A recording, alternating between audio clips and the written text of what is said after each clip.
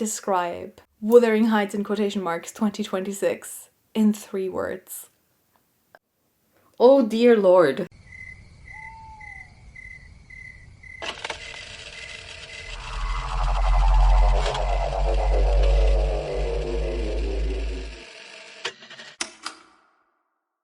Welcome, fellow creatures of the night, to another meeting of the Midnight Culture Club, where we venture deep into the nocturnal lands of the strange, the morbid, the absurd and the obscure in film, books, TV, fairy tales, urban legends, and many other forms of pop culture.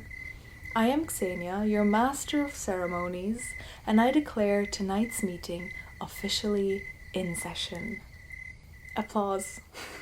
So, I should have written down how I was going to start this episode, but I wrote it's okay. down absolutely nothing. I mean, that's about the effort that this movie requires. That's true. I mean, I tried to, you know what, this is a stylistic choice. I tried to replicate the disjointed nature. You just wanted to create the podcast you imagined at 15. Exactly.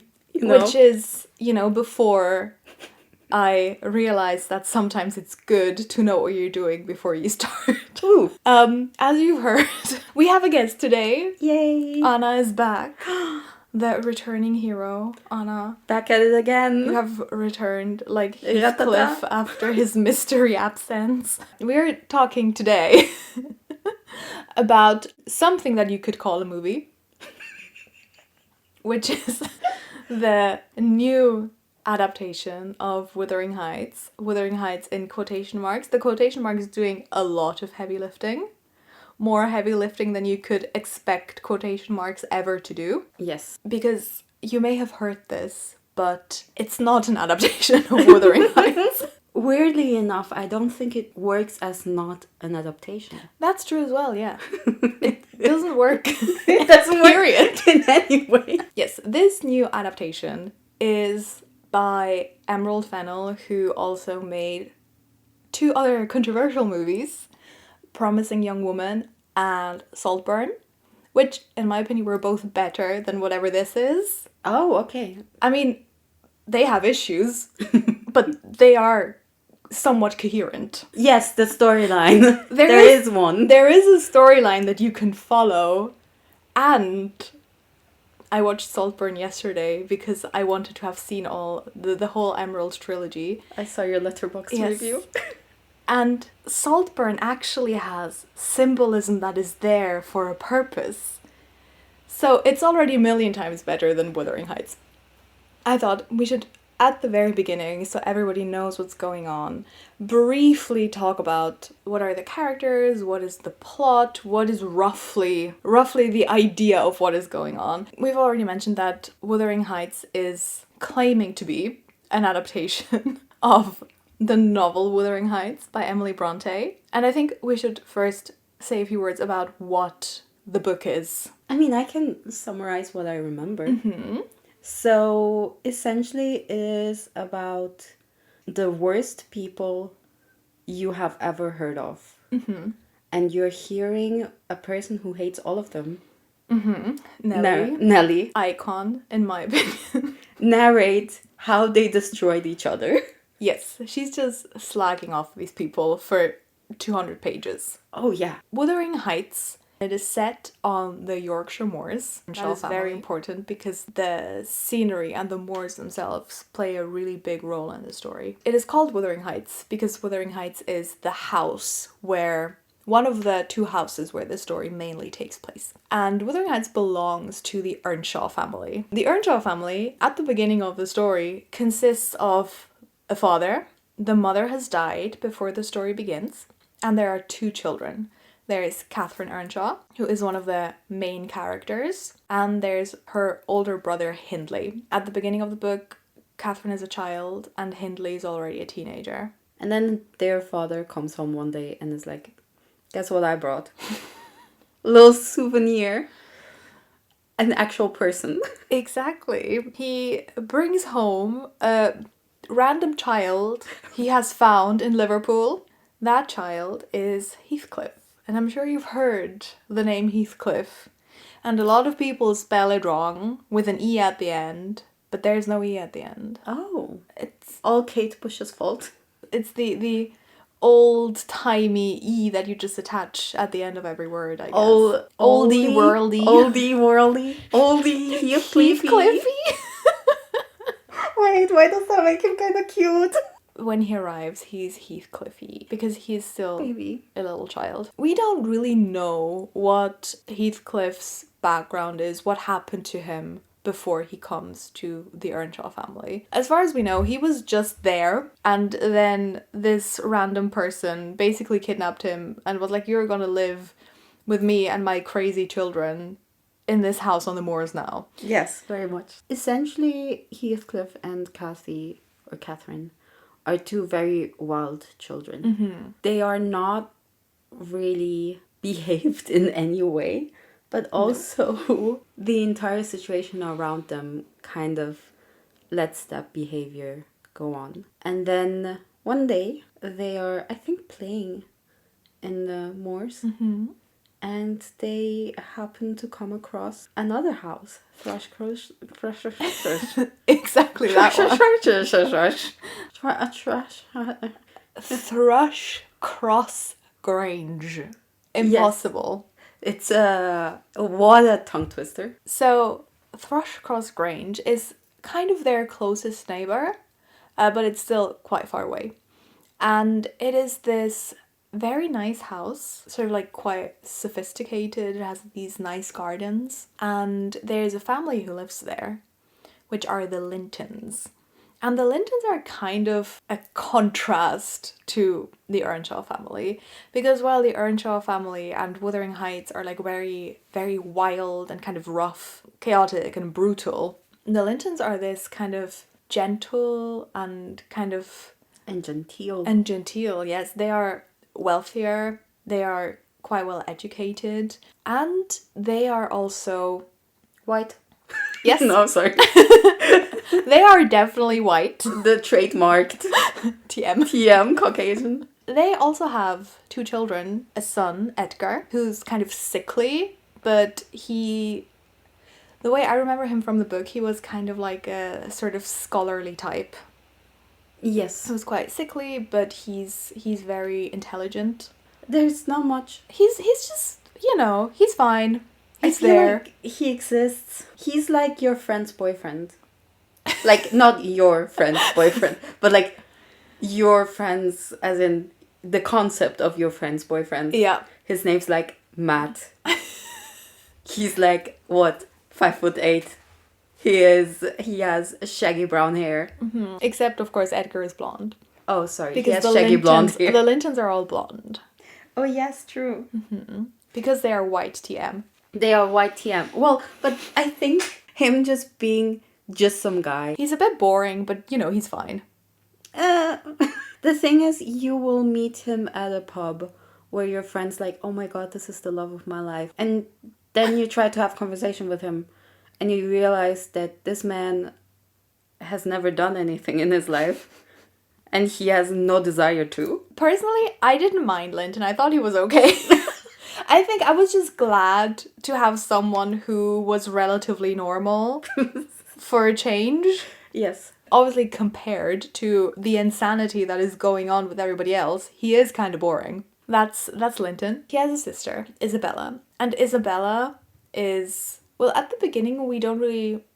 She becomes more important later on in the book. But she's also this very genteel and also gentle person. I think she's also, like her brother, she's also someone who's very educated, but sort of quite sheltered. I do think she's a little bit bratty, because I think she's very much... The way I remember her, maybe it was just the audiobook reader.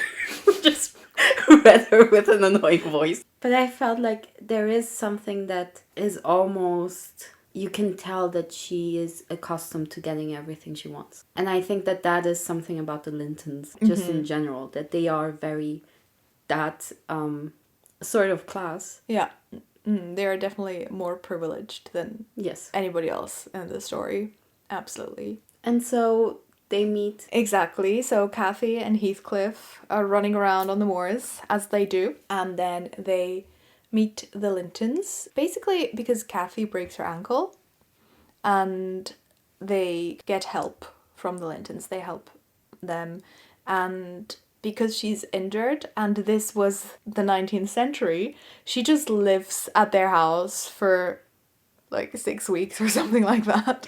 Yes. Until her ankle has healed and she's better. And so she becomes kind of attached to the Linton family. She gets to know them quite well. And I think at this point they're like young teenagers or something like that. I would say they're kind of like 13-ish. Mm-hmm. But they're still kids. Emerald, they're still kids when this happens. It makes way more sense if they're kids. So, yes. But we're not complaining about the movie yet. To cut it a little bit short, as they grow up, it becomes kind of clear that Kathy and Heathcliff have this very strong attachment to each other. There's definitely like a romantic relationship there, or like a romantic attachment there. I would just say it's codependent. I mean that as well. I think it's both. Oh, you think it's both? Okay, let's go. It's not just like a friendship. Like, it has romantic elements. It's codependent, but with, like, in a romantic... Because you can also be codependent with your mom. And it's not like that. Okay, did not expect a your mom joke. Interesting, because I didn't read it that way. Okay. I did not read the romantic tension that they had. Okay. Which is perhaps...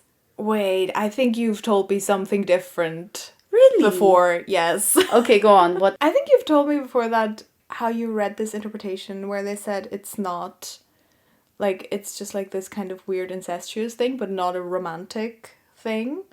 And there you said you thought it was romantic.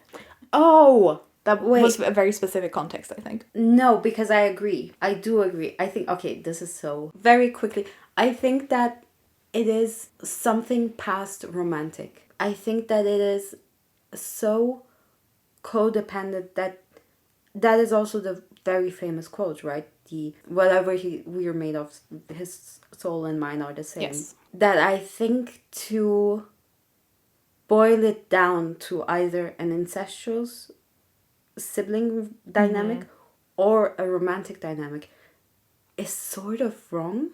Mm-hmm. Because I feel like they are so intermingled in a way that just feels very endemic to who they are. Yeah. That saying that there is no romanticism, either the, just the romantic or like the romanticism of it, is to take something out of the story and ignore a very large chunk of it. Yeah. But I don't think that they are... Maybe that's just because I don't like Emerald Fennel's reading so much. I don't think that it's like a love story. Oh, no, it's not. Yeah, absolutely. It's not, but I do think that there is like a romantic touch. The nature of their relationship has something romantic as opposed to like it being like a codependent friendship or a codependent sibling relationship exclusively. I think there is a romantic element. Maybe to me I read that more as a desire than a romantic, a truly... I don't know, maybe I just think too purely about love.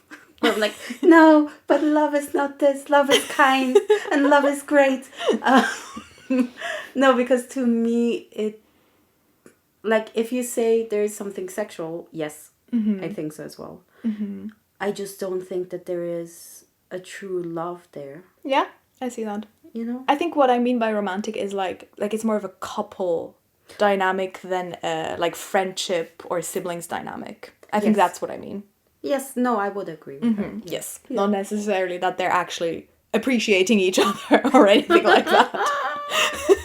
Romantic in the most unhealthy way possible. I see, yes. No, I see. I agree with that. They develop this very codependent, non-platonic relationship. Although as far as we know... They don't consummate whatever they have. Exactly. Yes. But there is this very... Tension. Yes, there's a lot of tension. There's also a lot of just aggressive tension. Oh yeah. This is... The Moors are doing something to these people. This is kind of one of these key points in the story. Is this weird... difficult to grasp relationship between Catherine and Heathcliff. So this is why Heathcliff is not happy when Catherine decides to marry Edgar Linton. Understatement of the year. He's so not happy that He's kind of bummed. He's kind of bummed. He's like, aw. Aw, let me leave for like 10 years. Isn't it like 6 weeks that he leaves? I don't know, it feels very long. But the thing is that she dies at like 18. Yeah, so I guess he doesn't leave for 10 years. No. But he leaves for a longer period of time. Yes. Enough time so that he can become rich during that time. I mean, it kind of feels like when you take The Sims and you just do the shortcut where they just get money. Someone, Emily Brontë, pressed the little like motherlode code, and then suddenly he's like rich. Yeah, exactly. Yes. He comes back. He's still angry, but now he's angry and rich. It's better to curse everyone out in a Lamborghini than on a bicycle. Exactly. Yeah. That's Heathcliff. Yes. At this point. When he comes back, Cathy is married to Linton. Heathcliff is like, no, this is not okay. I'm going to make your life hell now. And the way I remember it, he just stands outside their house all the time like a stalker and is being creepy. Yes. One of his main activities. I think Nelly describes it as he just goes for walks. Yes. To But their house. To stand in front of it. I don't know how much this is in the book. I think that might just be my memory of the 2011 movie, where he spends a lot of time just standing in front of the house and staring. And then at some point, he decides, oh, I've got the master plan. I'm going to marry Isabella. So Edgar's sister. Yes. Out of spite, basically. So he marries Isabella. They live together in Wuthering Heights. The father has died at some point. Hindley is still there. He's still horrible. Yes. He's also an alcoholic now. And poor, I think. And poor, yes. I think he's gambled away his money or something like that. Yeah. He has a child from somewhere. From his wife, probably? Yes, he has a wife, but she dies really soon. And the main reason why I remember the child is that he throws the child off the balcony.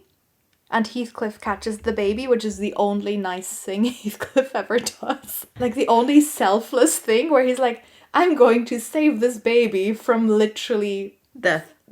But the reason So he that's saves nice. the baby is literally so that he can continue to torture the baby. That's true.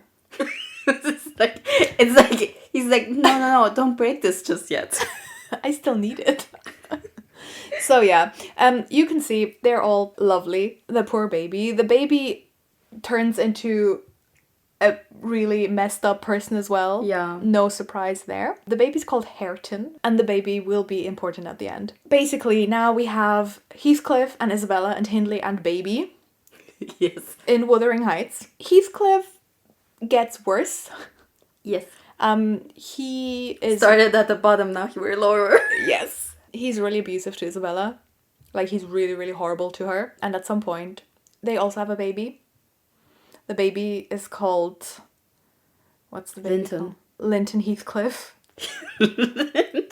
Which is not helpful. I wonder, when she sat down with her sisters, like, hey queens, I just started writing this novel. This is the character Heathcliff. This is his son Linton Heathcliff. This is the man he hates, Linton. And then there's Catherine and baby Catherine. Yes, because Catherine and Linton have a baby as well, and the baby is called Cathy Linton. So we have Cathy and Linton, Cathy Linton, and then we have Heathcliff and Isabella Linton, and their baby is Linton Heathcliff. Wait, if Linton Heathcliff married Cathy Linton and took on her last name, he would be Linton Linton. That is so... that would be amazing. Taylor Lautner marrying Yes. Taylor Lautner of Yes. him. But aren't they married? They do marry at the end, Yeah. yes. They have babies who all have the same name. I really love the reading that the names are like that. Everyone has the same names because it kind of symbolizes the dynamics that are passed on from The generation cyclical, to generation. yes. Yes. I think that's really cool. I That's love a that. really cool reading. Yes. And therefore we can forgive that it's confusing because it's clever. And at some point, Isabella, and this was a really revolutionary thing about the book, Isabella leaves Heathcliff and she goes away because she's like, this man is too abusive, I'm going to leave him. At some point, Heathcliff manages to, I think he kind of buys Yes. Wuthering Heights off Hindley. And then Hindley dies. Isabella has run away. The only reasonable person in this book who's like, I'm out of here, I'm done. At this point, we only have Heathcliff and Hareton at Wuthering Heights. And then Cathy dies. She dies like halfway through the book. Yeah. It's fairly early in the book. Yeah. Catherine threatens to haunt Heathcliff after she dies. I mean, slay. I would do that as well. Oh, yeah. Best thing she's ever done. And then, this is a good sentence, Heathcliff rages, calling on Catherine's ghost to haunt him. And then he's upset when he thinks she haunts him. Can't do anything to please a man, I guess. Especially not Heathcliff. No. He's never happy. I mean, he has nothing to be happy about, to be fair. Oh, meh. I mean, he does have the house now. He's rich. That's quite good. Yeah. At this point, Hindley's dead, so that's good for Heathcliff. So yeah, he should be a little bit happier. Honestly. So basically, what is left is just a shambles of a family. So Isabella disappears. And she dies off screen. Yes. Happy in whatever city she went to. Where Heathcliff is not. Slay queen. After her death, her son, or well, I guess their son, is sent back to live with Heathcliff. I mean, at this point, pretty much everyone else is dead. Yes. Edgar dies at some point, and then there's basically just Heathcliff left, Hareton, Cathy, and Linton. Yes. Cathy and Linton number 2. And Nellie. And Nellie. Nellie is a trooper. Not really minding her business, but also not minding her business. Yes. Somehow she made it through all of this. At some point Heathcliff dies as well. He starts seeing Cathy's ghost more and more. He stops eating. Yes. And then he dies. This is at the point where we have returned to the narrative at hand. Yes. Where this is in the present now. This is in the present of the book. Everything up until now has been just retold by Nellie. Exactly. Mr. Lockwood. Mr. Lockwood essentially comes in to this destroyed kind of rundown house where he finds what he describes as a witch. This really harsh, weird young woman. Weird young woman that curses him and everyone around him. And that's Cathy. That's Cathy. It ends with like this youngest generation. All the original people are dead. Except Nellie. Nellie's still there. Nellie's outlived them all and she's only 30 years old. You know what? Maybe she was valid in being bitter. As someone who's reaching 30, if I had to have gone through all of that, yeah, I would be horrible too. Yeah, I think that's fair. Yeah. So, that is roughly the plot of the book Wuthering Heights. Yes. The good thing for you is you will not have to listen to something like this again because the movie has no plot. I feel like I can summarize it in about 5 sentences. Yes, please do. Okay, it starts off with a hanging that has no reason to be there. The only good thing about the hanging scene is that we see Jessica Knappett for 3 seconds. Queen. And the font is nice. I like the font? title font. Oh, yeah. And then you get a few shots of just the moors. That's fine too. You get actually a very interesting narrative about 2 children that are a spoiled girl who's horrible to everyone, but also you kind of do feel for her. And the boy from Adolescent giving the best performance in this entire movie. Him and Hong Chau. They grow up way too fast. Like, they are 35 years old at points in the book where they're like 12. Yes. There's some Rihanna, S&M, whips and chains are exciting scenes. Margot Robbie meets the first brown man she has ever seen. Which should have been Heathcliff, but is not. Yes. And then It's falls... Linton. Oh, You know, yes. The It's actual white TM person. Yes. Then Which is why it makes so much sense. she falls in love with his money. Jacob Elordi is pathetic. She's sad because she destroyed her old life. And then she dies in a room that is just her skin. Mm-hmm. And he then cradles her dead body. Oh, and weird stuff happens to eggs and foods. Yes. I think that's a fair summary. That's also about as much sense as the movie made. Oh yeah, it's very coherent. Yeah. It's very coherent. One of my favorite things about the movie is that literally everything that's important in the book doesn't happen. Yeah. Hindley doesn't exist. Yes. They just made the father a bit worse. Yes. Than he is in the book, because the father is relatively okay in the book. And they just made him worse. They kind of collapsed them into one character, which makes no sense, because imagine, like, you bring this child home and then you just instantly start torturing it for no reason. For no reason. Do we, at this point, want to get into the glaring issue of casting Jacob Elordi? Or do we want to save that for later? I don't know. I mean, if we're talking about important things that are not in the movie, yes, I think it makes sense. Yeah. In the book, there are a lot of things that point to Heathcliff being racially othered in some way. People make a lot of weird comments about him. He gets treated very much like an outsider. I mean, it's very Othello. It's so Othello. Oh no, now me having to explain Shakespeare again. Anna hates Shakespeare so much. No. I do wonder if she was inspired by Othello, Emily Brontë.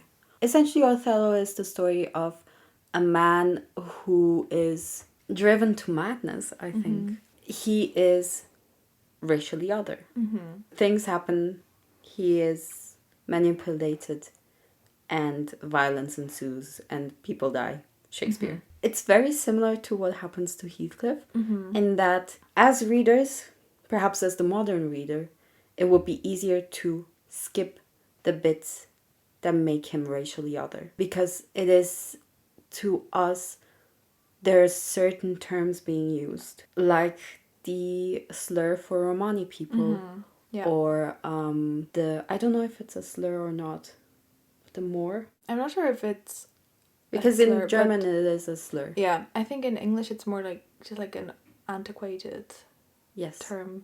But there are a lot of terms that mark him as racially other. Yeah. Interestingly, the people seem to be confused in what way he is racially other. Yes. And I think that's really interesting as well. That's also with Othello, yeah. Mm-hmm. They just seem to be like, oh, he is different, but we can't really place him. Yes. Which is really interesting. And it depends on what era of reading that you're looking at. Mm-hmm. He can be anything from like Italian to fully just black. And it depends on who you ask. Because it is such a...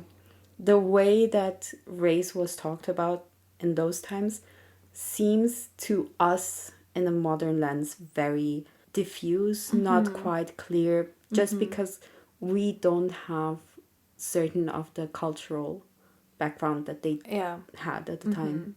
Yeah, it's very much a thing that today people, for example, are perceived as white who were not perceived white back then. I spoke to someone who's from Northern Ireland, and he said he always interpreted Heathcliff as an Irish person because he's found in Liverpool a lot of Irish people came into England from Liverpool, and they were very much racially othered by the English at the time. And he said that the descriptions of Heathcliff's appearance remind him of these really racist sketches that were like circulating in England of Irish people as like savages and so on. It just would have been good if there was this othering element in there somewhere, and it's not there. But Jacob Elordi is Spanish. Yeah, sure. Why you just... I was like, that's me. Hispanic king. Vámonos, Jacob. Jacobo. Wait, I don't know how to say Jacob in Spanish. I don't know. Jacob? I don't know what Jacob is in Spanish. I'm just trying to think of how Guillermo del Toro talks about him. But see, Guillermo del Toro, he knows how to have Jacob Elordi and still show that he's being othered. The funny You can do othering with Jacob Elordi if you want to. The funny thing is that Guillermo del Toro took one look at Frankenstein and was like, I am putting in racial undertones into this. Yeah, because it makes sense. Yes. Because the story is about othering. Oh my god. Okay. Something I wanted to say is that one thing to keep in mind is race is a construct that is extremely dependent on the culture that you're in.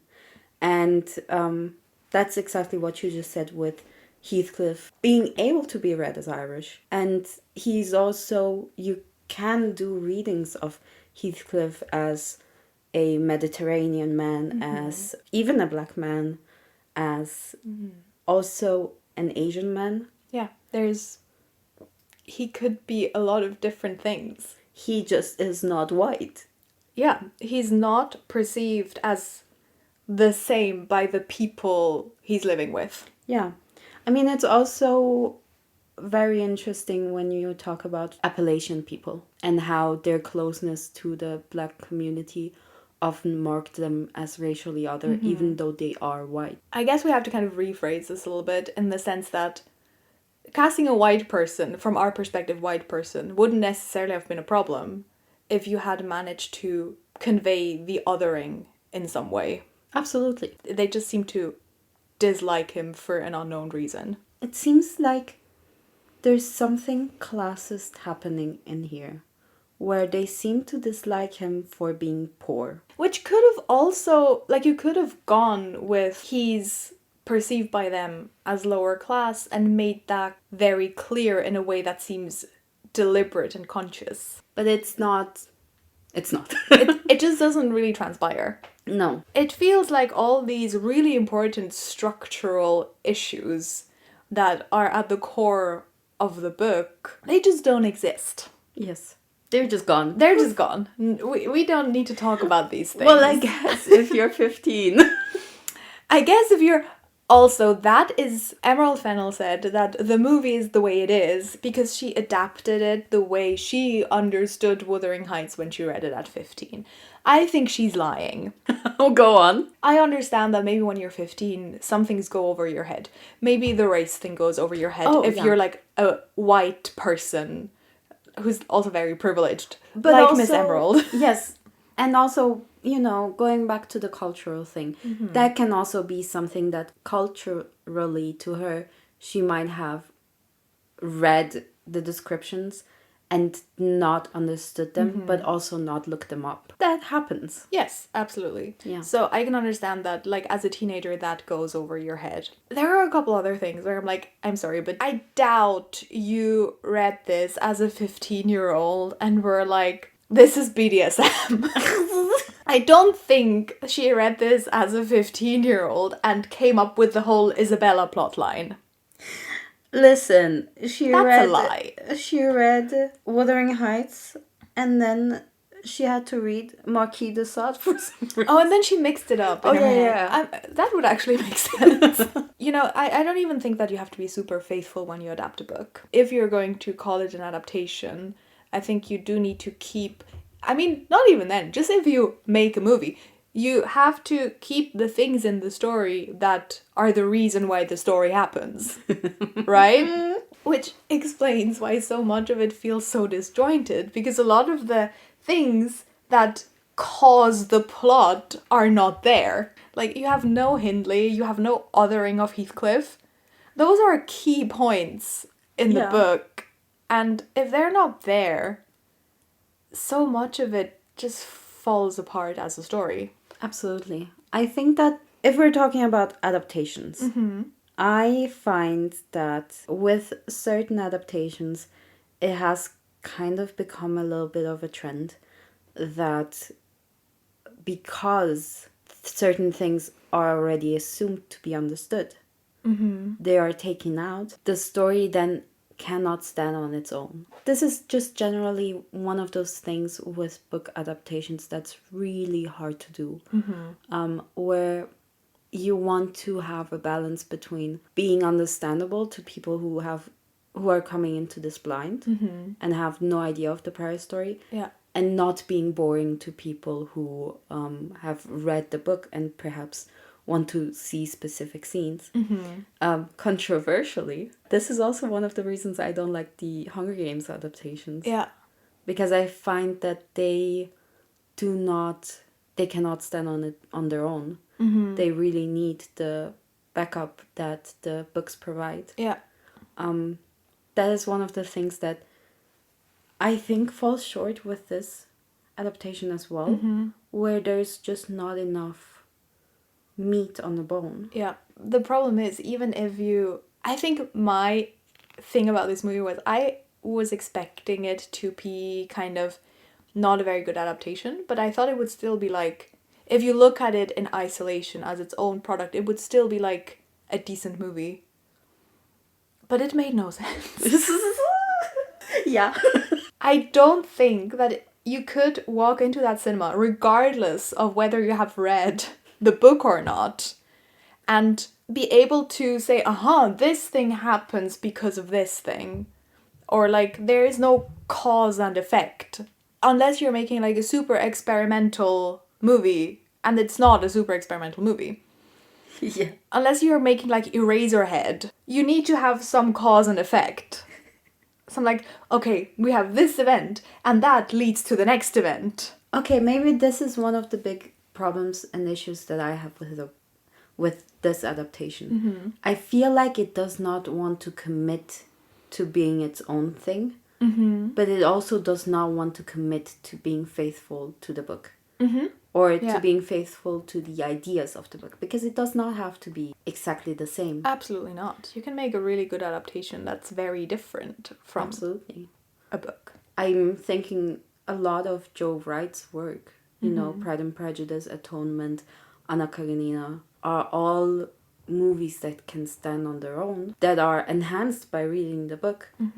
But there is, even if it's not intentionally what the author wanted you to perceive, there is a vision there that sets it apart from the book. That is also one of the things that I thought about the Frankenstein adaptation by Guillermo del Toro, where it's clearly not word for word what is in the novel, but it seems like he's thinking about themes that are present in the novel, and is trying to translate them. Yes, absolutely. Because that is one of the things that you have to do as a director who's making an adaptation. You have to translate something that is purely written to an audiovisual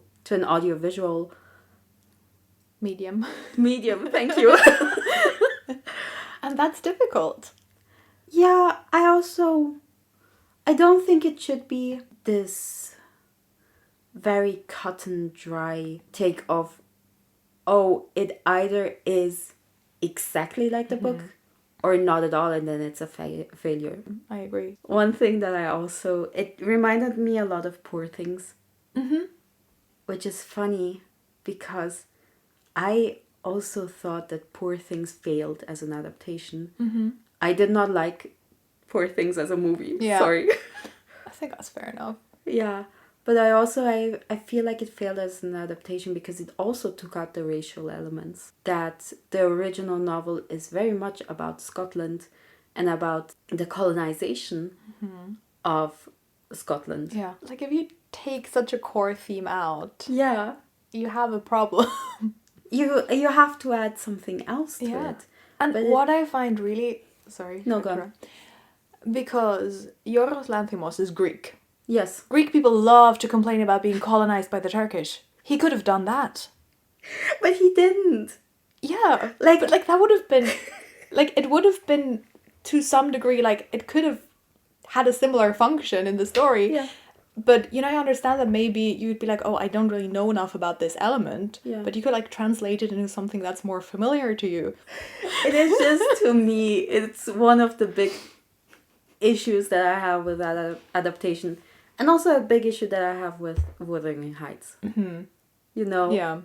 Yeah, she did not think of the, important pillars of the story. Yeah, I agree that there is those important pillars, but I also think that if she wanted to completely do something that is her own, transform the story, set it into a new environment, into a new, because I think that is one of the things that works about this movie is how gorgeous it is. It's beautiful. It is incredible to look at. And I feel like if she had then had to have the challenge of also making a story on top of that, it might have worked. What I don't understand is she has done that exact thing when she made Saltburn. Yes. Saltburn is like, I've seen people interpret it either as The Talented Mr. Ripley or as Brideshead Revisited.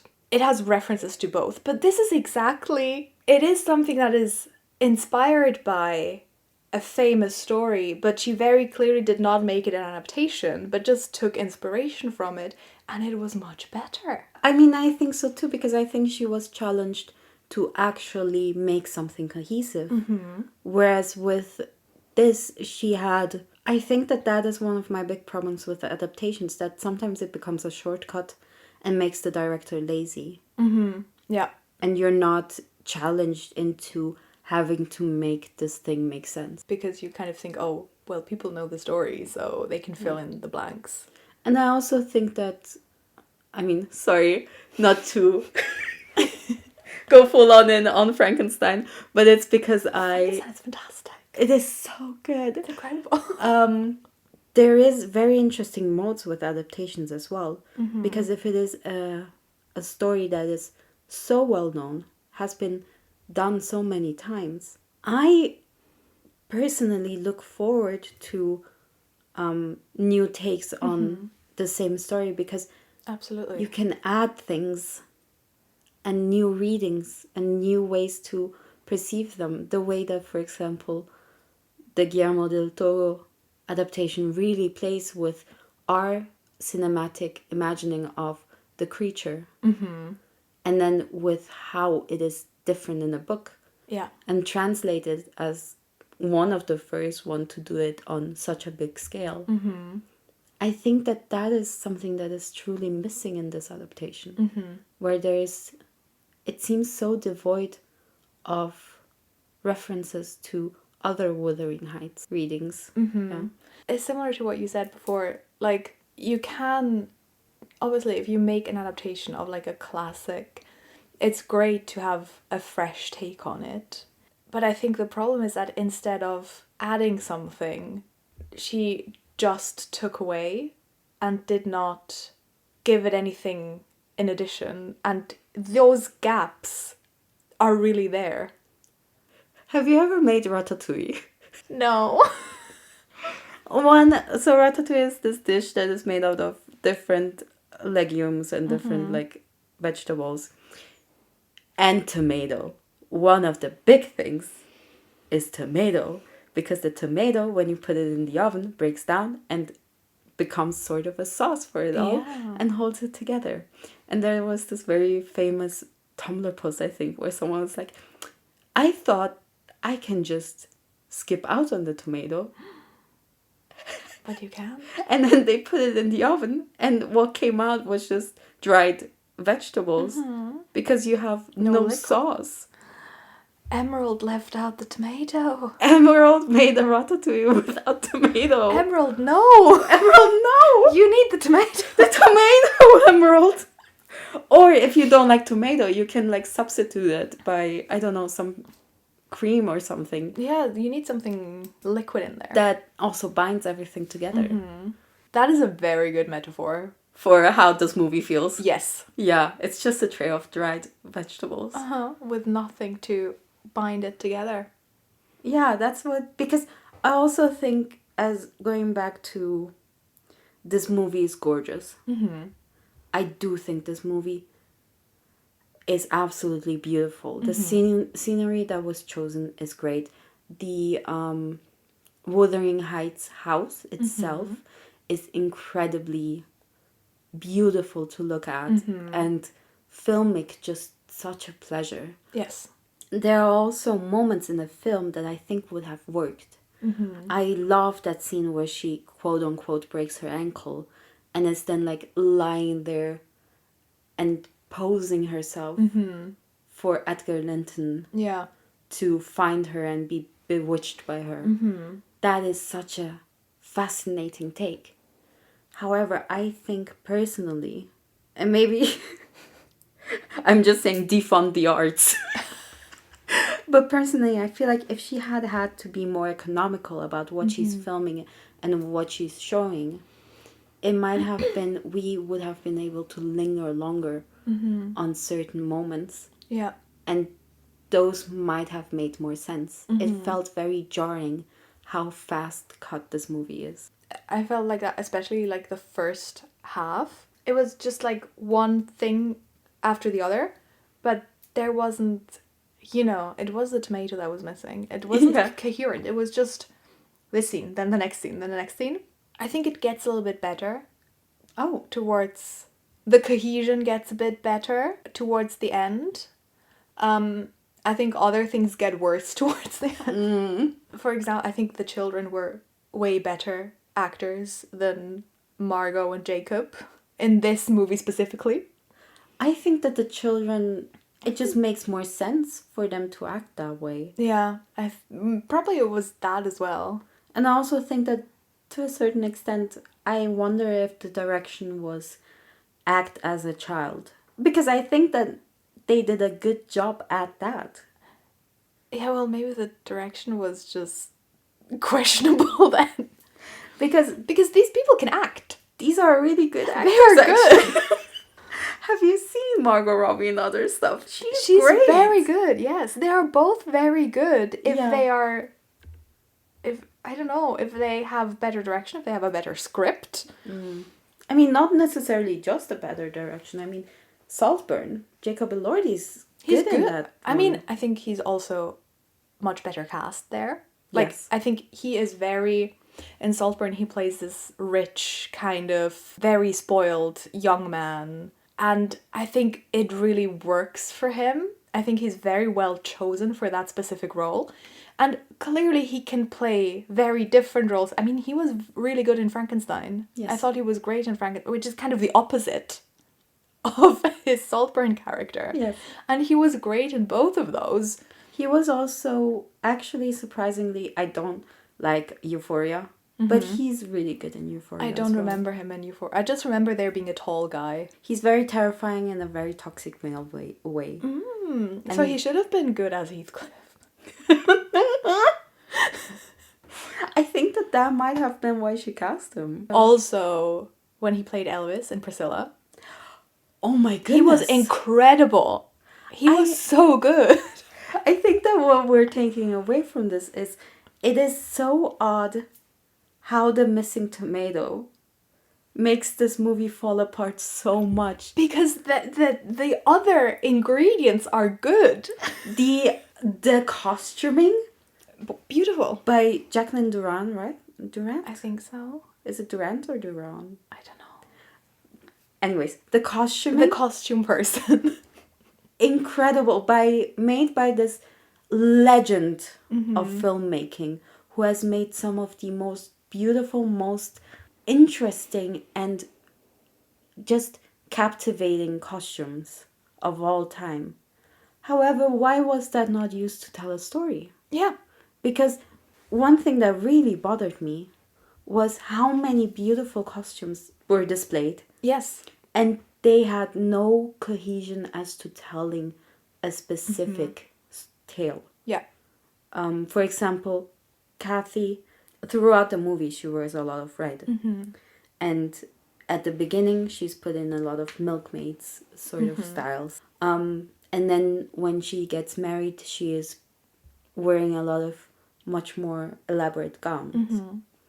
However, there is no real visual distinction between her pre-marriage and her post-marriage style. Yeah. It just feels like it's just a continuation and there's not a break. She maintains her same style. She just has more money now. The only thing you see is that she's wealthier. Absolutely.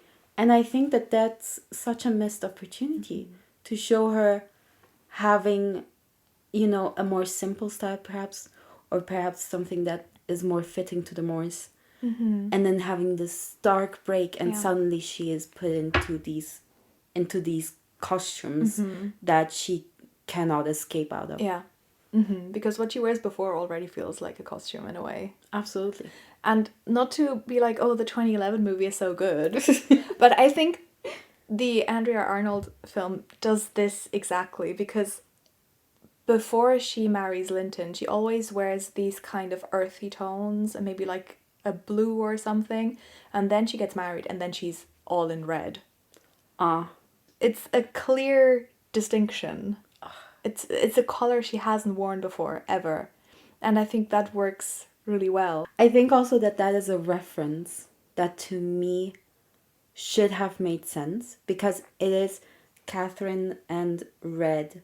I feel like has been in popular media very often perceived.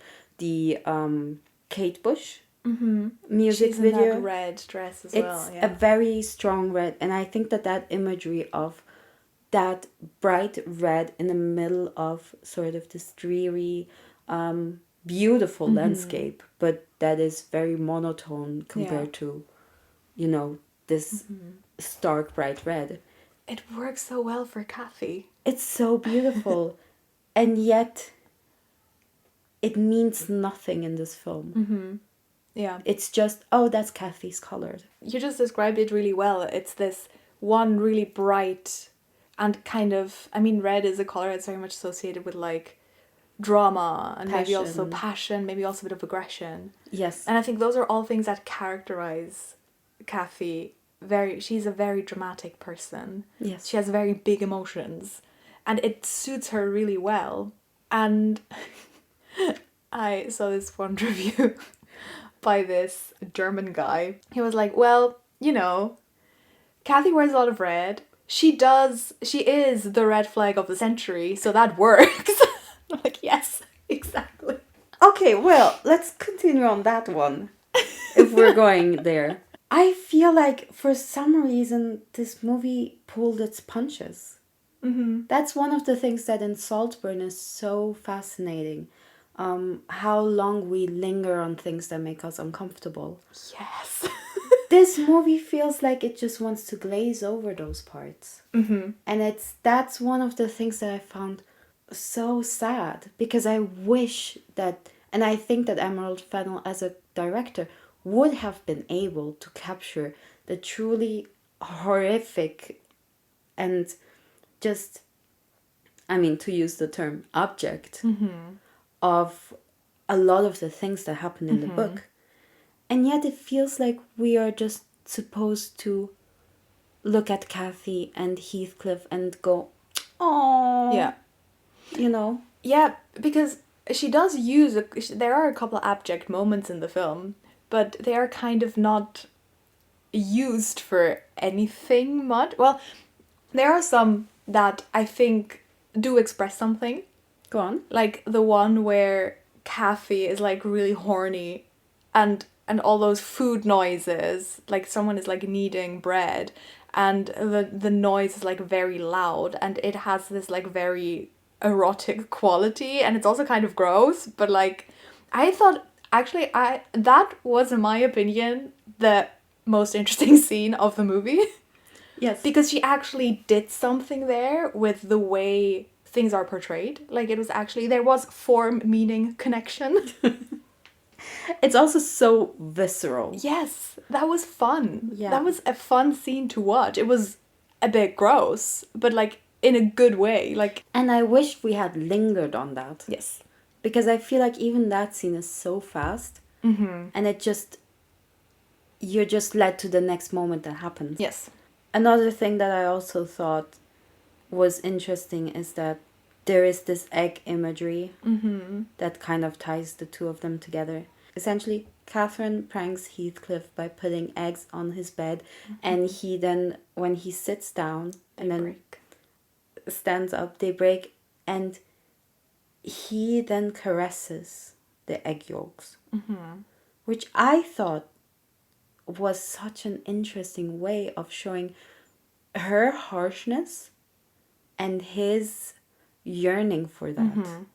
But then it is not picked up again in interesting way. It is not transformed again. It is not referenced again.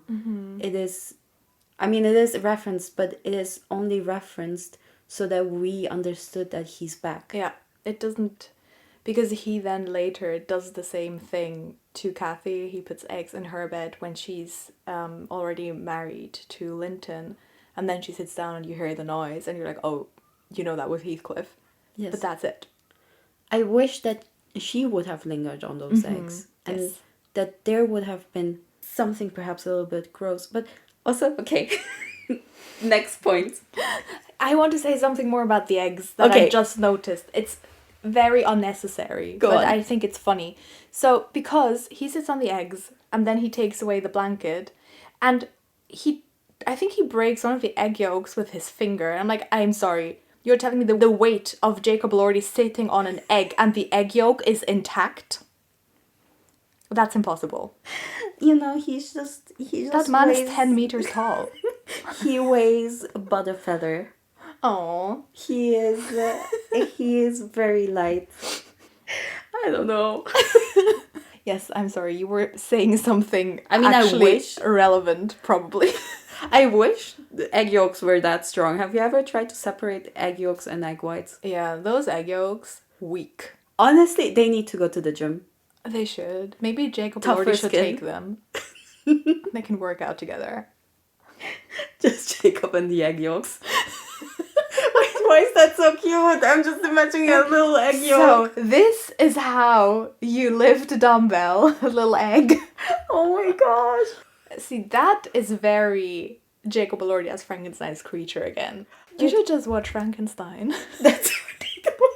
That's our takeaway. Don't watch the Wuthering Heights movie. Just watch Frankenstein instead. Right, Frankenstein It's again. about the same length. You will get out of that movie with an actual crush on Jacob Elordi. Yes.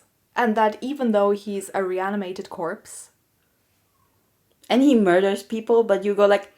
He's right. I support the creature's wrongs. Absolute 100%. The creature's rights and wrongs. Always. Look, I've always been a creature apologist. Yes. I love that Mr. Guillermo is even more of a creature apologist. Mr. Guillermo really said, you know everything you thought the creature did wrong? Actually, I can explain it away. It was all Victor's fault. Another thing that bothers me about this movie. Yes. To a certain level, perhaps, Jacob Elordi and Margot Robbie are too big of actors to truly go into the abject. Thinking about, for example, Saltburn, the people who do things that are disgusting It's not Mr. Jacob. It's not Jacob Elordi, it's Barry Keoghan. Yeah. Or Barry Keoghan's character. Because I genuinely think if it had been someone perhaps a little bit less known, but also perhaps someone who has more of that Barry Keoghan essence to them. Mm-hmm. Who wants to be weird. I just don't think that that's what Margot Robbie wants to do. Yeah, well then maybe she shouldn't be in Wuthering Heights. Because Wuthering Heights is a story about people being horrible. Maybe do a nice little Jane Austen adaptation then.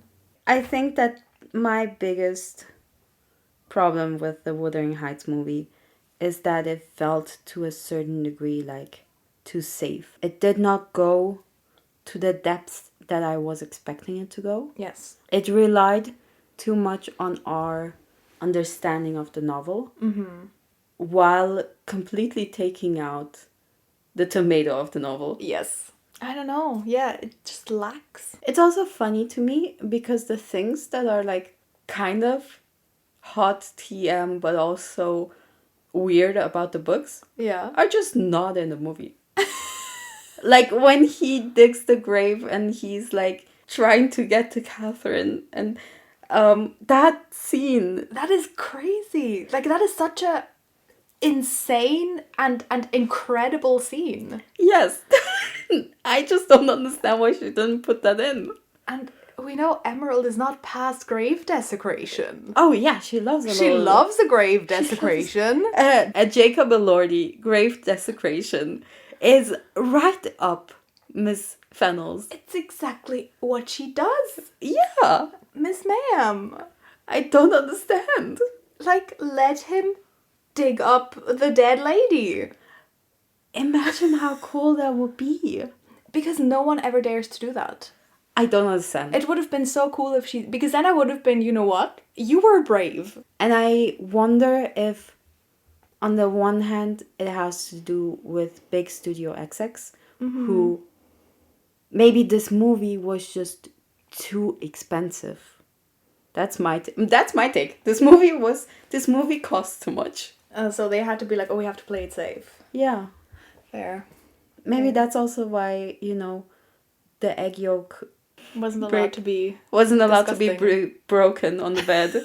I'm glad I watched Saltburn yesterday because it makes me even more confused as to why Wuthering Heights was like this. Because she can do all the things that would have been really good for a Wuthering Heights adaptation. Yeah, absolutely. But, like, the ingredients, they are there.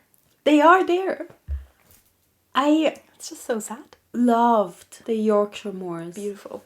I loved how they were filmed, the cinematography of those moments. It just felt so vapid. Yes. And that's what kind of breaks my heart a little bit. Because I wanted this movie to be good. Mm-hmm. And I feel like it could have been. Mm-hmm. And I think that that's what's the most disappointing about it. Yeah. You can see the potential that's there, but it just hasn't been. The tomato is missing. The tomato is missing. Goodness. Emerald, why did you take the tomato out of the ratatouille? I don't understand. Well. Oh, another thing. I suppose another thing that really disappoints me about adaptation is that it was obvious she wanted to make references to things. Mm-hmm. And she ended up making the reference to the Gone with the Wind in a way that it's just very upsetting how taking away the meaning from the original novel and adding something like this kind of made this, I don't want to say racist. I mean, maybe explain a little bit about the Gone with the Wind references. Okay, so the way to explain this, I guess, is we've already talked about how much this movie lacks in racialized otherness and the entire conversation about the fact that it does not even engage with one of the core meanings of the novel. That's fine.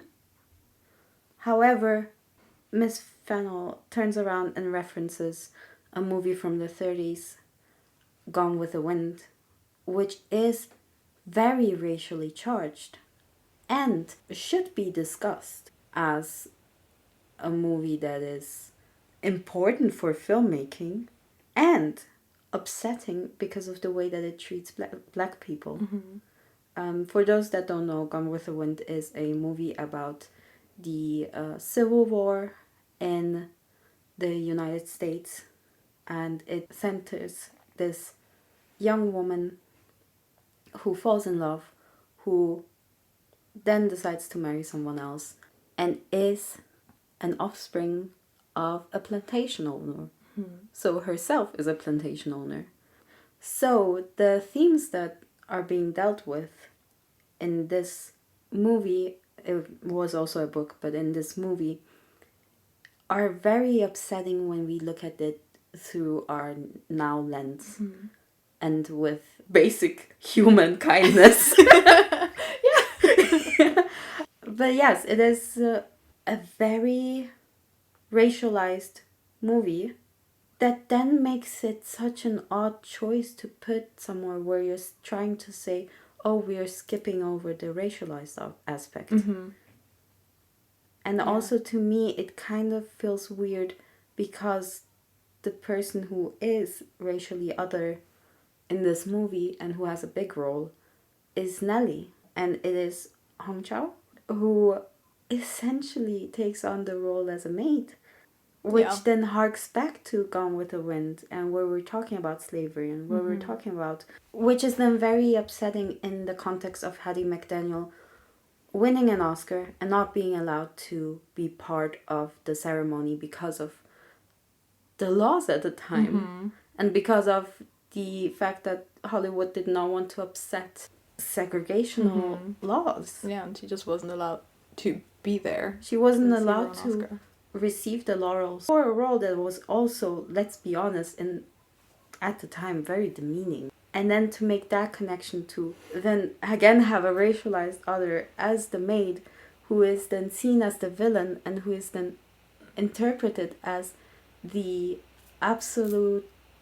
reason why Catherine dies. Because that is something that in the movie there's like some back and forth about Kathy's death, and basically she has sepsis, and she tells Nellie, and Nellie is like, oh, I thought she was just simulating and she was just being dramatic, and then Kathy dies. So the blame for Kathy's death is put on Nellie, which is a change from the book as well. And it's hard not to read it as kind of vicious, in my opinion. Like, because, you know, first of all, we have two characters in the movie who are people of color, Nellie and Edgar Linton. And they are both treated in a way, like both characters are treated kind of carelessly by the film. And that combined with taking out the racial othering of Heathcliff, like everything together just smells suspiciously of racism. Yes. I would say. I think that it's, if we're being kind, it's careless and reckless. On the kindest term. Yes. Because any reading of this that has one brain cell more, it's hard to not interpret it as something a little more insidious. Yeah. And it is hard to not see the racism that we're not saying that Emerald Fennel is racist. It is much more of a not having worked through certain views of race and certain views of what this story represents. And then referencing another story is clumsy at best. Yeah. And, you know, needs to be unpacked. Absolutely. Yeah. The combination of all of these factors together just... It's not great. No. I also wanted to talk about Isabella. Oh, yeah. Because I think, you know, a lot of things that we talked about were sort of, you know, very much kind of film style things. And a lot of that can be, you know, it's not necessarily a big deal just because you make a movie that's not very thought through. But, like, the racism is, like, an actual problem. Yes. And the other actual problem, in my opinion, is what they did with Isabella. Yes. Because what they did with Isabella is batshit crazy in a way that not in a good way. So, we've talked about at quite some length that Isabella escapes this really abusive relationship with Heathcliff. She leaves. She manages to protect herself by leaving this situation. And we've mentioned how that was a really kind of revolutionary thing in this novel when it came out, and it kind of showed a female character of a class where divorce wasn't really an option, putting her own safety first. And that was a really important point in Isabella's story. So... I'm just bracing myself. Yes. So what they did in the movie, I find it difficult to describe because it is also nonsensical, in my opinion. Like, it makes no sense. I don't see what the point was. But basically what happens in the movie is that Heathcliff is not actually abusing Isabella, but they have this, like, it's a combination of two things. Yes. On the one side, it's kind of like a very BDSM relationship. In any other context, fine. Yes. But in this context, questionable. I'm a little bit confused because I don't know how much of it is like their actual relationship and how much of it is them staging something. Oh, I see. I find it difficult to distinguish because Yes. at the same time that they have this BDSM relationship, they're also staging abuse. So they are pretending that Heathcliff is abusing Isabella to kind of guilt Kathy and well, indirectly Nellie into feeling like this is their fault. Yes. Like it's part of like this revenge plan to get back at Kathy by staging that this is an abusive relationship. I don't know why. It is a mystery to me. This is the thing where I'm like, I'm sorry, Emerald, but you're lying. You did not imagine this when you were 15. I mean, there are weird 15-year-olds out there. I'm just saying that. Yeah. I'm just thinking back on when I was 15. Yeah, I had some weird thoughts. Yeah, but all of that being said, I do have to say that it goes back into that careless at best and like reckless at best and just absolutely insidious at worst. Because if we take the context of the novel, which clearly the film wants us to do to a certain extent, because if it didn't, then it would have presented a much more cohesive story. Yeah, and it would have probably removed itself more from the original, from the text. way that Saltburn does. Exactly. Yeah. Then I think that adding this aspect could have been done. Yes. However, with the background of this already being a character that faces abuse in the novel, and this already being, again, it goes into the thing where I'm like, she just didn't want Jacob Elordi to be horrible. Yeah, but then don't do Wuthering Heights again. It's not like she shied away from these things before. And it's also, thinking about it, it's not like Jacob Elordi shies away from this if we look at Frankenstein. Yeah. So, and also, like, he has played abusive men before. Yeah, he Again, has. Priscilla, for example. Euphoria. Adding this glossiness to his character and kind of also this pretending like Heathcliff is supposed to be a Bridgerton-style male lead. Yeah, yes, that's what she's trying to do, right? She's trying to make him this kind of slightly bad boyish rake type guy. Yes. Again, then you have to write a different story. And that would be fine. That would have been great. Like, she could have just made a period drama that is loosely inspired by Wuthering Heights. And not told us that it was. Yes. And we would have been like, oh, that's a nice little reference. Yeah. And then, then she can add Gone with the Wind references. Yeah. And it would be less insidious. Absolutely. Still kind of weird with Nellie. Oh, yeah, yeah.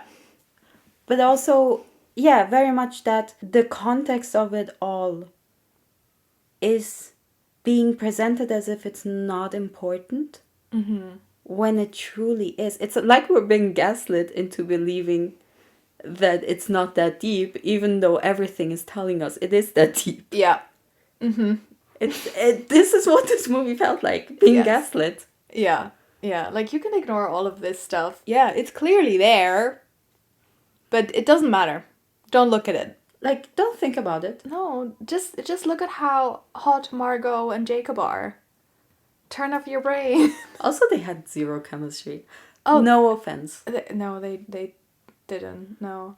I feel, and which is weird, because it's like, these are two people that know how to act. Like, I don't know. We just always go back to, this should have worked. That's why it's so upsetting. Yes. It is upsetting. I also did think that it was interesting what she did with Isabella towards the beginning of the novel. No, towards the beginning of the adaptation. Because she's kind of infantilized. She's infantilized, and yet she also has this deep desire that she does not know what to do with. She mistakenly places it upon Kathy, which I then thought, oh, that is fascinating, because that is a reading I did not see in Isabella before. where that would have been a very interesting take to then see that being what leads her to Heathcliff. That she kind of has a similar motivation to him of feeling scorned by her.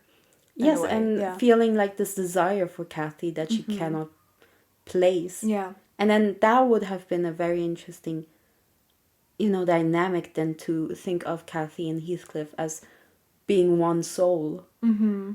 And Isabella having to decide which part of that soul she can actually attach to. Oh, that is so good.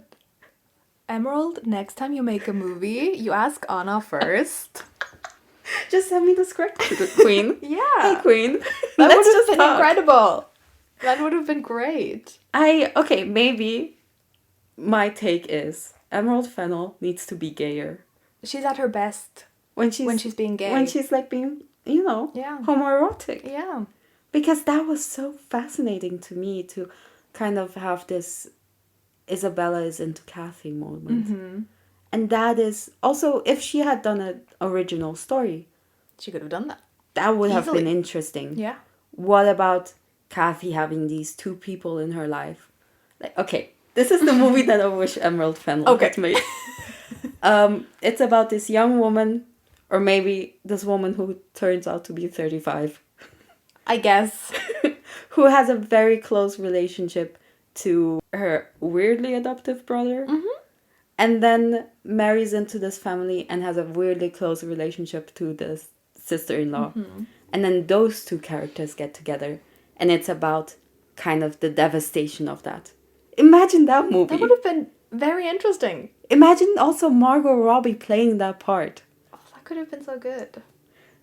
Oh, Emerald.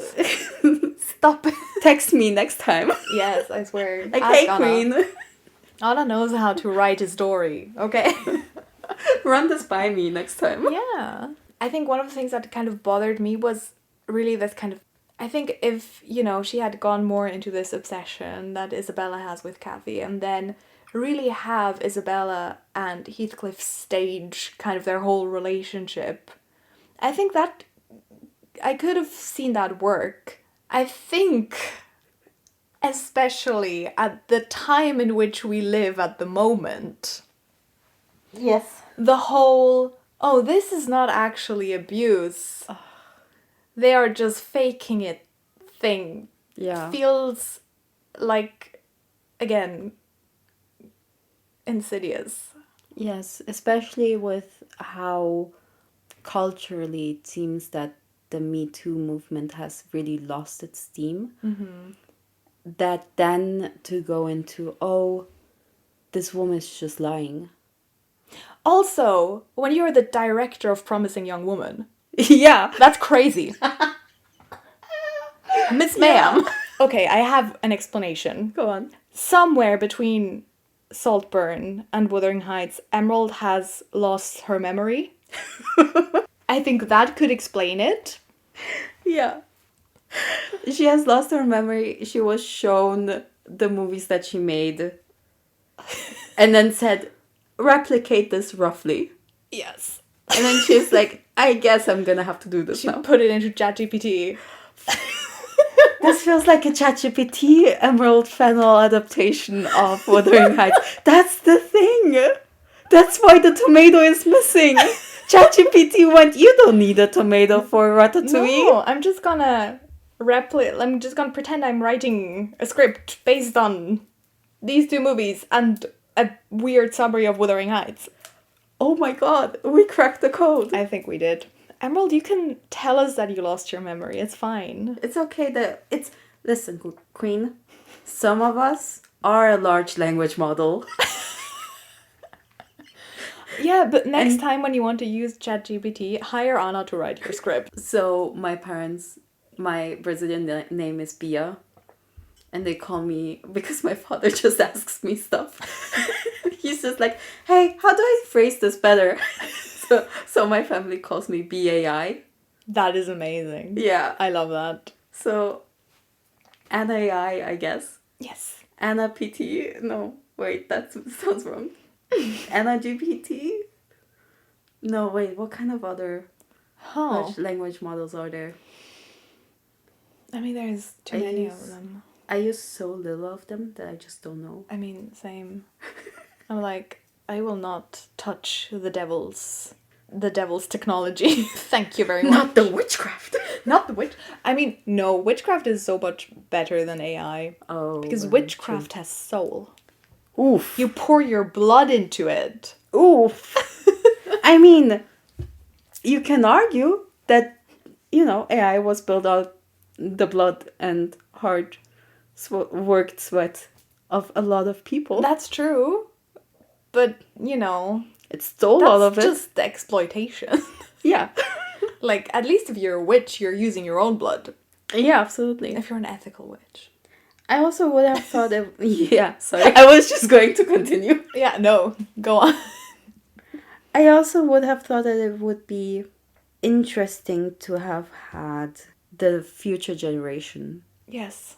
One thing that I would have liked is them being brought back by casting the children that played Heathcliff and Kathy. For the next generation. Oh, that would have been... Because the movie ends after Kathy dies. Yes. So all the stuff from the book that happens after Kathy's death... The ghost. The grave. The ghost and the grave are so fun and so gothic. Yes, and so much something that Emerald Fennel should feel comfortable doing. And that she would probably like doing.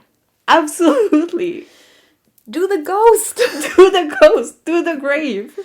Oh, goodness. That is such a cool idea, to bring back the actors who play the kids. And then to really show how these cycles continue. Yeah. That could have been great. Oh, I wanted to say one more thing about Isabel. Oh, yes. It's also a little bit insidious to make her so childlike. Mm-hmm. And then have her be very sexualized. Yeah. That felt gross to me. It felt like she's not an adult making that decision, like fully knowing what she's committing to. Yeah. So... Which would have been okay to represent if Heathcliff was just horrible. Yes. Because if you just then make him an abusive man, then it's like, Yeah, it will make sense that he goes for the... impressionable, naive. I think we get that a little bit, but I think one of my issues was that Heathcliff goes from just being a bit broody to... How do I summarize what he does? Like, because usually if you are a person who becomes horrible over time, you get like an escalation. Yes. Like you start with something small and then it becomes more and more intense as time goes on. And he goes from, I'm a guy who's a bit grumpy, to I'm threatening to murder this man, and also I'm staging the abuse of my wife? ? So, like, there is no time when he's like medium awful. Yeah. And I think that also felt very disconnected. And it also, his awfulness, it feels like it is constantly being excused. As in, oh, he's not actually abusing his wife. That is just a staging of it. And, oh, he actually wouldn't kill. I mean, now here I do see the 15-year-old reading this. Like, no, he didn't mean that. Like, no, I swear, he's way better than this. You guys don't know him how I know him. Not the monster, not the creature from Frankenstein, Guillermo del Toro. Yeah, but that's different. The excuses that are done for Heathcliff makes it so that he's not allowed to be a horrible character. Mm-hmm. And then that escalation, as you said. It feels very abrupt. It's and so very jarring. Strange, yes. Yeah. Mm-hmm. I agree with that. And that is also, again, I'm coming in with my 2011 adaptation. Because that is interesting in that it also makes a lot of excuses for Heathcliff, but he is the focalizing character. Oh. So it is kind of he himself making excuses for his behavior, which again makes a lot of sense that he would do that. But he still does these horrible things. Like, there's a lot of, like, the animal cruelty that's in the book. A lot of that appears in that film. And I think that is something that shows very well kind of his stages of escalation. Oh. Like how he kind of, at the beginning, he's like this child who sometimes lashes out. Then he starts taking it out on animals, and then he starts taking it out on people. Like, I think it works really well to build up those stages. And I think, yeah, those kind of in-between bits, if you don't have them, it just, like, it felt very weird when he's suddenly like, oh yeah, I'm gonna murder your husband right now. And Kathy's like, huh? It's, again, it feels like the tomato that's missing. Yes. I love how that is just a metaphor that we go back to. It is. It explains very well the issues with this movie, yeah. I think what's most upsetting is that I feel like it could have been great. Mm-hmm. But alas. Here we are. Here we are. 40 francs poorer and with a lot less Miserable. brain cells. Yes. There was a moment where I just became catatonic. Yeah, I remember. I was really worried. I was like, oh no, what is happening? It was the Gone with the Wind reference. That really, like, that took you out. Was the final blow. And then I had to sit through the other half of the movie. Yes. Ooh. I think, next time, Emerald Fennel, just contact the pod. Yes, ask us. We would love for you to listen in on a Midnight Culture Club we would episode. love that. Yes, absolutely. And then tell all your people to listen to it as well. I mean, they're gonna burn us, but that's okay. If it's at the stake. I mean, if I'm going to go down, I'm gonna go down as a witch, right? Yeah, absolutely. Mm-hmm. And preferably not being hung and then having an erection. Because that happens in the movie, just so you know. Like the hanging scene at the beginning, that has nothing to do with anything. The guy gets an erection when he is hanged, which apparently is a thing that can happen, but that doesn't mean you have to put it in your movie if there is no reason for it. I mean, if there had been a reason for it, that would have been interesting. Yes. Again, it's like a concept that was not followed through. Here's how I wish that scene had gotten. Yes. This entire town is gathering here. They're watching this horrific thing happen, which is the death penalty. They're watching a person being murdered because of the state. Mm-hmm. And then then he gets an erection and everyone is scandalized by that. That could have been interesting. Because that also would have been a take on the violence of the story itself. Mm-hmm. Yeah. How everything is so violent and people are being horrible to each other. They're kind of desensitized to it. And they're desensitized to it, but they would not touch the sexuality with a 10-foot pole. Yeah. My constructive criticism would be just, swap the casting of Linton and Isabella and Heathcliff and Kathy. That could have actually been very good. Yeah. Yeah. Then, have Jacob Elordi and Margot Robbie be... I mean, they are so Linton coded. Oh my god. They're like these gorgeous... Like, they would work so well as these gorgeous, rich people that everyone thinks they're so refined. Yes. Emerald. Stop it. Queen. I know that every time I'm addressing her, I'm looking at the microphone as if she lives in there. Well, are you in there? Hello, can you hear us? She should be put in the microphone prison for, this movie. Just be in there for a bit. Just for, just think about what you've done. A little bit more than you've thought about this movie. Do we want to end on something fun? Oh, please. I think we should tell the people about our fan casting of Kathy and Heathcliff. But I think that this needs some introduction. We can't just spring our casting onto the people. How did we get to that point? I mean, we were talking about the casting of the new Pride and Prejudice series. Yes. And then we thought about who we would cast. Yes. And then we thought who we would cast for Wuthering Heights, because this was before we went to see the Wuthering Heights movie. Yes. By the way, about Pride and Prejudice, we came to the conclusion that the perfect casting for Lizzie Bennet is Tan France, because he has the finest brown eyes we have ever seen. And he's Northern. Yes. And we would love to see a Northern Lizzie Bennet. Absolutely. Tan, if you listen to this.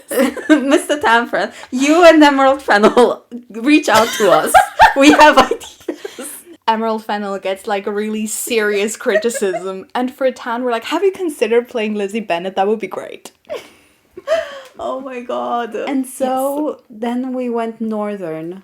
Yes. Northern. You haven't seen it yet. I am begging you to watch Interview with the Vampire. Yes, I know. I have to. We have a new season coming out. But there is an actor in it called Asad Zaman. And Anna loves him. He is a revelation. He is a baby girl. And he is a horrible gremlin in them. Which means that he would be the perfect Heathcliff. Mm-hmm. Absolutely. Yes. He's also Northern. Like, he could do a good Northern accent. Absolutely. I mean, in theory, Jacob Elordi can do a good Northern accent, because he did a good Northern accent in Frankenstein. But for some reason, he lost that ability. I guess he also had memory loss before making Wuthering Heights, because he lost his ability to do that accent well. Maybe they all had to walk through a door and bonk their heads before they made that movie. Doesn't Jacob Elordi bonk his head on every door? Let's not be heightist. Sorry. Also, Asad Zaman, very tall man. Oh, good. Very tall man. Would be perfect. Yeah. And then who was Kathy? Oh, we had a great plan for Kathy. Kathy is played by different people.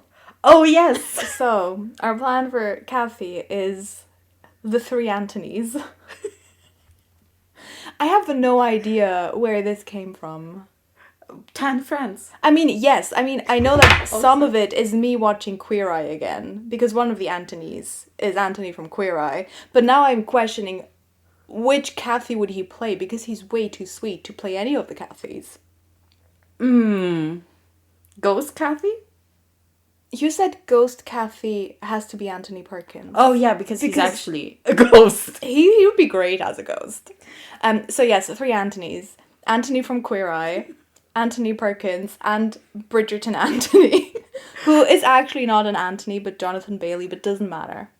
But, oh, yes, because we were like, oh, of course, Jonathan Bailey would be the perfect Kathy to Asad Zaman's Heathcliff. Yes.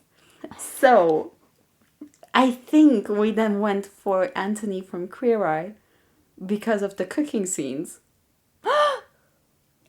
Probably, yes. And so, Emerald Fennel, if you want to make a movie that starts out with with an execution and a boner that makes sense, and then goes into Asad Zaman being horrible and incredible to look at, and then goes into Anthony from Bridgerton, Anthony from Queer Eye, and Anthony Perkins just being horrible to him. You can even put all of these men in a blonde wig. I don't care. Why is this not the movie that you made? Because she was missing the tomatoes. The tomatoes were missing. Yes. Don't forget the tomatoes, kids. Never.